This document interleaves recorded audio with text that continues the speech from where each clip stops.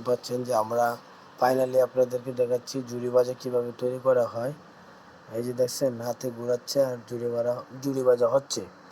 তো যাই হোক, যারা বর্তমানে আছেন বেকার বা যারা যে ব্যবসা নিয়ে আছেন, আর পরিশ্রম করবেন এবং কি পরিশ্রমে একদিন ফল দিবে। আর যারা দেখতে পাচ্ছেন যে এখন ফাইনালি কিন্তু ভাজা হয়ে যাচ্ছে ঝুড়ি ভাজা চানাচুর।